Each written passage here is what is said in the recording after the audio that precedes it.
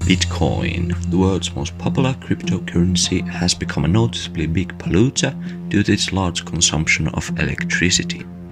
Bitcoin consumes a lot of electricity, and currently its annual electricity usage is higher than Finland's, and Bitcoin would be the 30th largest country in the world by annual electricity consumption, approximately 78 to 139 terawatt hours, which equals nearly 5 to 9 times Olkiluoto's annual production. The electricity used in crypto mining is usually generated using coal plants due to its lower cost. Because the electricity costs are the main operating cost of crypto mining, people tend to use the cheapest electricity available. There are also exceptions, as there are certain areas where cheap but green electricity is available.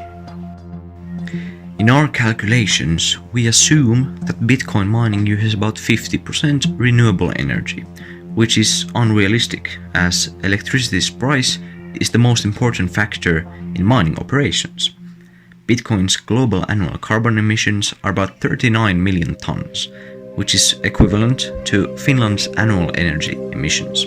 It's about 1,000 of the annual global CO2 emissions, so in short, Bitcoin produces 0.1% of the entire world's annual CO2 emissions.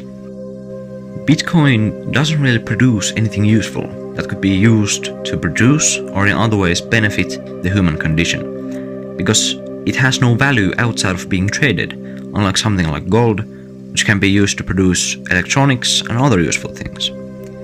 Bitcoin's usages are limited, as it isn't accepted as payment in many places due to its quick and unpredictable price changes. Bitcoin is good for regular people because you can make Bitcoin payments all over the world anonymously, even in third world countries with no banking system.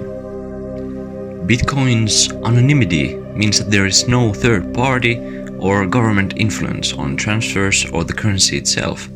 This benefits mostly criminals and illegal activities like money laundering, but also regular people who are either privacy concerned or live under a totalitarian or otherwise oppressive regime.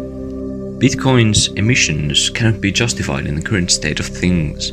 It doesn't produce enough benefits compared to its high emissions, but this can certainly change in the future. As Bitcoin's usages grow and electricity's emissions lowers, Bitcoin can have a place in the future. And now we have an interview with a Bitcoin miner who will tell us how he started. So, when did you start mining Bitcoin and why? I started 5 years ago when I read about it on the internet. I decided to give it a try. How does it feel to mine Bitcoin? It's honestly kind of satisfying.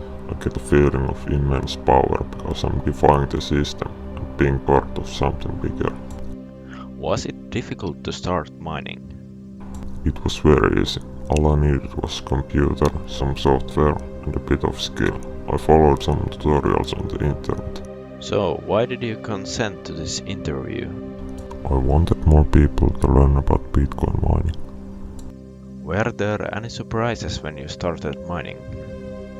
My biggest surprise was how easy it was to start. I didn't need extensive programming knowledge, just some decent web navigation skills to find the right software and the right instructions.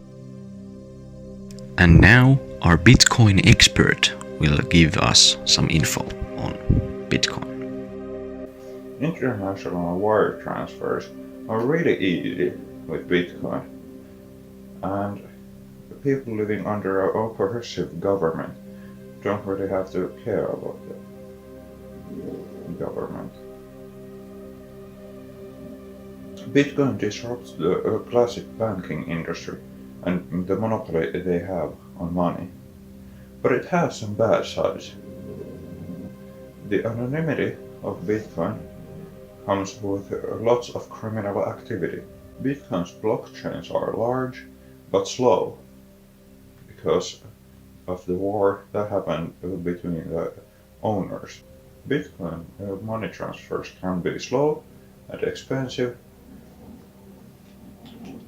and the blockchain is too small for the coin. Bitcoin has no safety nets, so if you lose your money, that's it. There's no bank to help you out, no government, nothing. The environmental impact of Bitcoin is enormous. You can make a lot of money in there, but it'll make a lot of greenhouse gases producing the electricity that goes to waste. Also, Bitcoin's value fluctuates so bad that it's hard to transfer money with it and get the accurate amount. Because if you transfer one Bitcoin, it can be either $1 or $30,000.